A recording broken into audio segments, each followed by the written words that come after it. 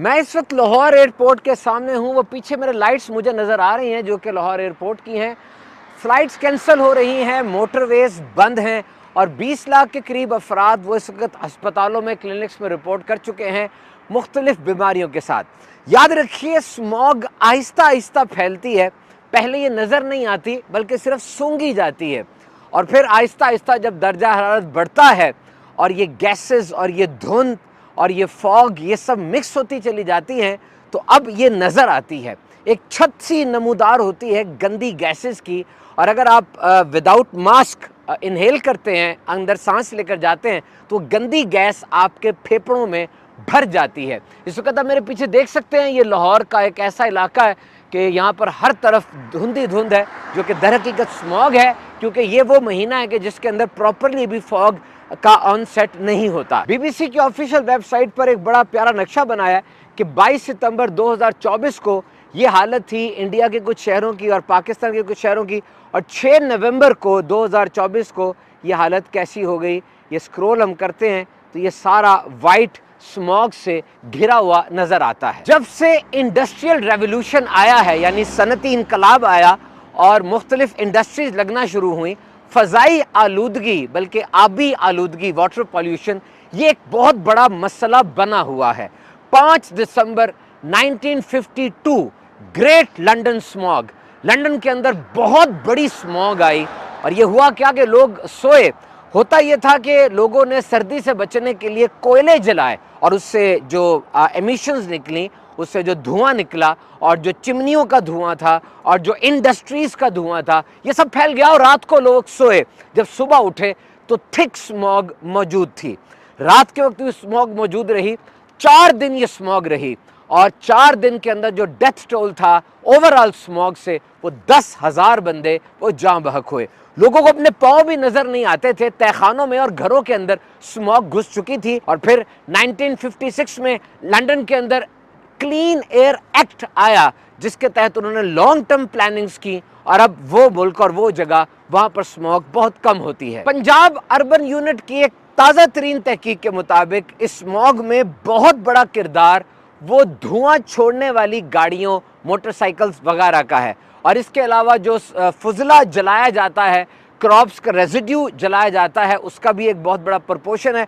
लेकिन धुआं छोड़ने वाली जो गाड़ियां हैं उनका प्रोपोर्शन मोर देन 70% रिकॉर्ड किया गया है। इसके अलावा जो सरगर्मियां हैं, कमर्शियल सरगर्मियां, वो सिर्फ 0.14 हैं। घर के अंदर जो सरगर्मियां होती हैं उनका प्रोपोर्शन भी बहुत कम, यानी 0.11% के करीब है। तो पाकिस्तान के अंदर तकरीबन जो गाड़ियां हैं 2022 के एक सेंसस के मुताबिक, 2022 के मुताबिक तकरीबन 70 लाख गाड़ियां वो इस वक्त मौजूद हैं जो कि सड़कों पे चल रही हैं। और सन 2022 में ये गाड़ियां तकरीबन 66 लाख थी, यानी इसकी प्रोपोर्शन बढ़ती चली जा रही है।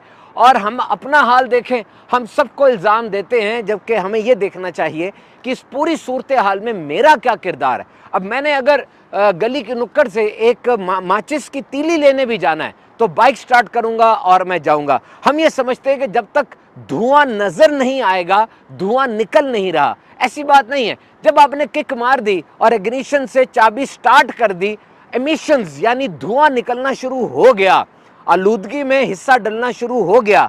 इसीलिए ये लॉकडाउन वगैरह किए जाते हैं ताकि गाड़ियां कम से कम वो सड़कों पर आएँ और ये सूरत हाल काबू में लाई जा सके। एक बड़ी अच्छी स्टेटमेंट वो लाहौर हाई कोर्ट के सामने रखी गई कि स्मॉग की वजह क्या है। स्मॉग की वजह बताई गई ट्रांसपोर्ट, एग्रीकल्चर और हैबिट्स और बिहेवियर्स एंड और action as a nation towards this problem. यानी स्मॉग की सबसे बड़ी वजह ये ट्रांसपोर्ट है। एग्रीकल्चर में जो आपको बताया कि एग्रीकल्चर के बाद वो जलाया जाता है फसलों को दोबारा ज़मीन तैयार करने के लिए। हमारा बिहेवियर, हमारा एक्शन कि हम अपनी कौम को जो ये बहुत बड़ी एक आफत आई, इससे कैसे निपट सकते हैं, हमारा एक्शन ये बताएगा। तो दोबारा ये बात अर्ज करूंगा कि हमें अपने आप को देखना है। पंजाब के बहुत से अजला के अंदर इस वक्त शदीद स्मॉग मौजूद है, लेकिन लाहौर और मुल्तान के अंदर हालात बहुत ख़राब है। ये जो इंडेक्स 50 से नीचे होना चाहिए, या चले 300 तक भी हो जाए तो एक गुजारा हो जाता है, ये 2000 का मार्क क्रॉस कर रहा है। और ऐसी हालत के अंदर वो जो एक्शंस लिए जा रहे हैं हमें उन्हें ओबे करना चाहिए। ये मत कहें कि फलां करेगा, वो ऊपर बैठा, वो नीचे बैठा, नहीं, हर एक का अपना एक रोल है। जिस तरह बहुत से काम अभी किए जा रहे हैं रेस्टोरेंट्स के ऊपर और लॉकडाउन्स किए जा रहे हैं, ये सब वो इक़दामात हैं जो इस चीज़ को कम करेंगे। इन पर अमल कौन करेगा? मैं और आप, हम सब, हमें ही अमल करना होगा। और आज जिस वक्त मैं ये रिकॉर्ड करवा रहा हूँ, पता चला है कि क्लाउड सीडिंग के जरिए जेहलम गोजर खान के इलाके में कामयाब मसनूई बारिश बरसाई गई। बारिश का बरस जाना और तेज़ हवाओं का चलना ये स्मॉग को ख़त्म करने में बहुत मुबिदो मुआविन है। और ये कई शहरों के अंदर और भी हो सकता है, लेकिन इससे कुछ हालात चाहिए होते हैं, वो हालात होंगे तो इस तरफ बढ़ा जाएगा। तो question is, are we sleepwalking our way through another international catastrophe? क्या हम गैर महसूस तौर पे दोबारा कोरोना की तरह की किसी बहुत बड़ी तबाही की तरफ बढ़ते तो नहीं जा रहे? और सबसे बड़ी बात कि पाकिस्तान जैसे मुल्कों का कार्बन डाइऑक्साइड में और एमिशंस में जो गंदी ग्रीन हाउस गैसेज होती हैं उसमें हिस्सा तो बहुत कम है, लेकिन इन्हें बर्दाश्त सबसे ज़्यादा करना पड़ रहा है।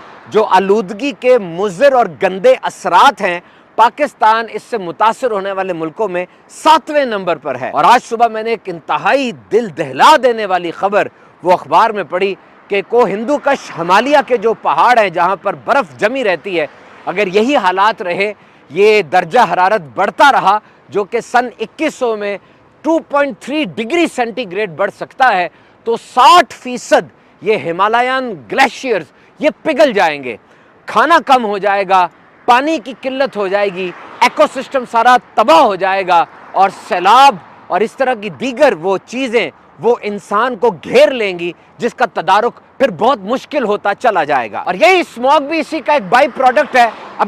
अभी आज की खबर के मुताबिक 20 लाख लोगों ने वो हेल्थ फैसिलिटीज़ का रुख किया, क्लिनिक और हॉस्पिटल्स में गए। क्या क्या बीमारियां थी? रेस्पिरेटरी इलनेस थी, यानी उन्हें चेस्ट इन्फेक्शन था, फ्रेंजाइटिस था, ऊपर वाले हिस्से का इन्फेक्शन हुआ, और इसके अलावा बुखार था या नज़ला ज़ुकाम फ्लू था, जो कि दर हकीकत स्मॉग की वजह से ही बीमारियां हैं। और ये नंबर याद रखिएगा, वो है जो कि आके रिपोर्ट करके गया। बहुत से लोग जो आए नहीं वो अभी इसके अलावा है। और ये स्मॉग सिर्फ रेस्पिरेटरी सिस्टम को ही मुतासर नहीं करती, बल्कि ख़ास तौर पे इससे मुतासर होने वालों में छोटे बच्चे और ज़्यादा बड़ी उम्र के अफराद हैं, who are more vulnerable to climate change. और इसके साथ स्मॉग के कुछ लॉन्ग टर्म इफेक्ट्स भी हैं, जिसमें इन्फ्लेमेशन ऑफ सेल्स यानी इंसानी खलियों की सोजिश हो जाती है, जो कि बाद अज़ा कैंसर का सबब भी बन सकती है। इसके अलावा डिप्रेशन भी इससे हो सकता है। इसके अलावा एज़मा यानी सांस की तकलीफ, इस्केमिक हार्ट डिजीज, दिल के अमराज, स्ट्रोक यानी फॉलेज और कंजंक्टिवाइटिस जिसको आशूब चश्म कहा जाता है, इस तरह की बीमारियां इसमें हो सकती हैं। तो जनाब, बचाइए अपने आप को स्मॉग से, इस एक्सपोजर से बचने की कोशिश कीजिए और अपने तौर पर जो मुमकिन हो सकता है स्मॉग के तदारुक के लिए कोशिश कीजिए।